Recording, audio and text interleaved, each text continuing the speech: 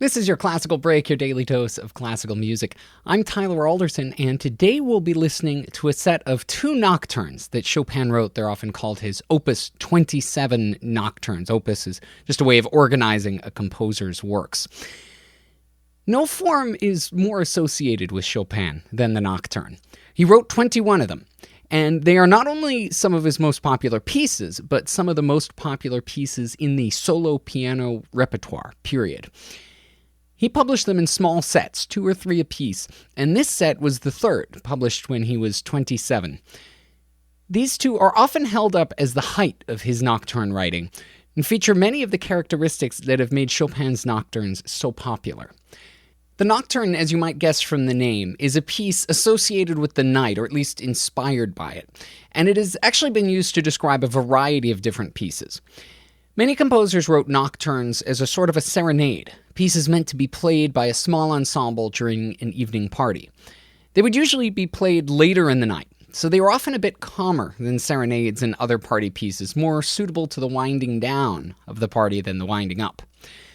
The first composer to write nocturnes for solo piano was an Irishman named John Field, who lived much of his life in Russia.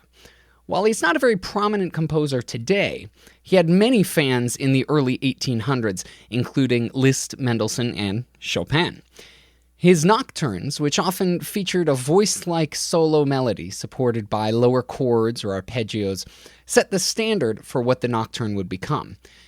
Throughout his early career, Chopin was often compared to Field in his style of playing, so it's only natural that he would have started writing nocturnes as well. And ironically, since Chopin's fame has surpassed that of the older composer, you'll sometimes hear people say now that Field is Chopin-esque rather than the other way around. These pieces bear all the hallmarks of a Chopin nocturne, a dreamlike melody floating above a complex harmonic accompaniment, sometimes laid back, sometimes dramatic, but always highly expressive and emotional. The melodies are often reminiscent of an opera or a song, which gives them a very personal feel.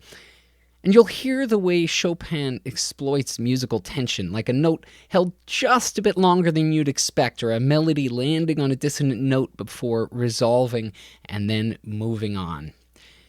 The first one starts out with a stark contrast.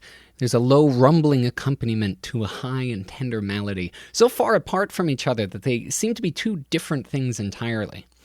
It's slow, somewhat dreamy, but not necessarily calm, more like restless sleep than a peaceful night. The second is a bit more relaxed, and features a meandering melody that gets put through increasingly complex variations throughout the piece. Both are examples of the dramatic tension and contrasts that mark a lot of Chopin's music. They're reflective in spots, somewhat fiery even in others, and the tempo is very free, pushed slower or faster depending on the feel of the passage. Here's Luc Faulkner with the first one and Frank Levy with the second of Chopin's Opus 27 nocturnes.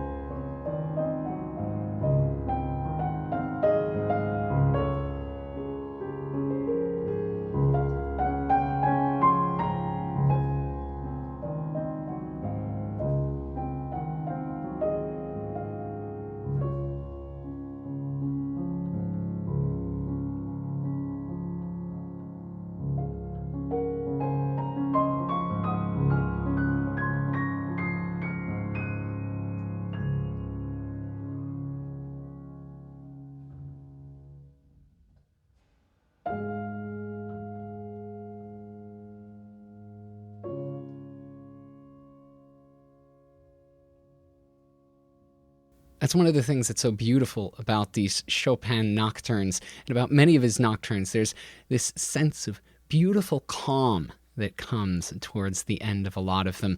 It's almost like someone drifting off into sleep.